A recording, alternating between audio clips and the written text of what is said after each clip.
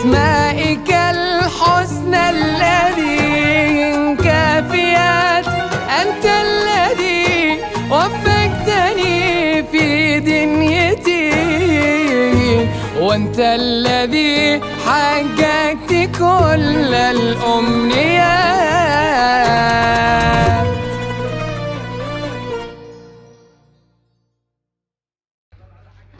السلام عليكم ورحمة الله وبركاته، حياكم الله وشهر مبارك وكل عام وأنتم بخير وصحة وسلامة، ونسأل الله عز وجل أن يتقبل منا صيامنا وصلاتنا وركوعنا. إذن طبعا الله عز وجل يقول يا أيها الذين آمنوا استجيبوا لله وللرسول إذا دعاكم لما يحييكم. يعني الله عز وجل قال في محكم كتابه قال قل إن كان آباءكم وأبناءكم وأخوانكم وعشيرتكم وأموال اقترفتموها وتجارة تخشون كسادها أحب إليكم من الله ورسوله وجهاد في سبيله فتربصوا حتى يأتي الله بأمره والله لا يهدي القوم الفاسقين. يعني الدنيا هذا كلها إذا حبيتها يعني أنت من القوم الفاسقين. في نهاية الآية لابد ما يكون الحب لله ورسوله والجهاد في سبيله.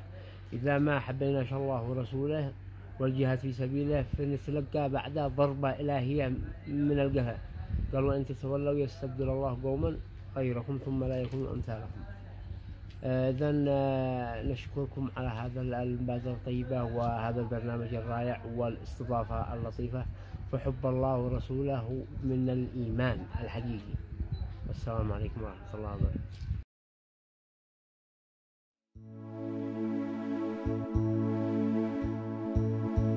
بسم الله الرحمن، طبي وانشراحي، تصريح رباني غلب كل تصريح، فيها استعن بالله وفيها القاء نجاحي، ومن مسك بالله لا يمكن يطيح. والمصطفى الهادي بهت ناسا جراحي، مصباح أمتنا وقوله مفاتيح، أدى نصح بلغ وأرشدني فلاحي.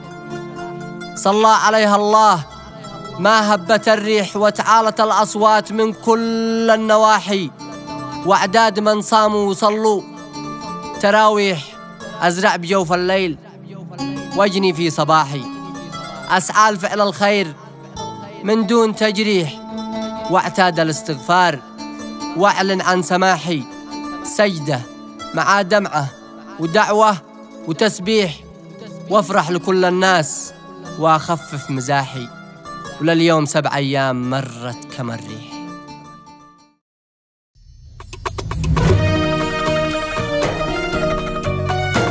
بدايتي يا رب مصدر قوتي، بأسمائك الحسنى الذي كافيات، أنت الذي وفقتني في دنيتي، وأنت الذي حققت كل الأمنيات.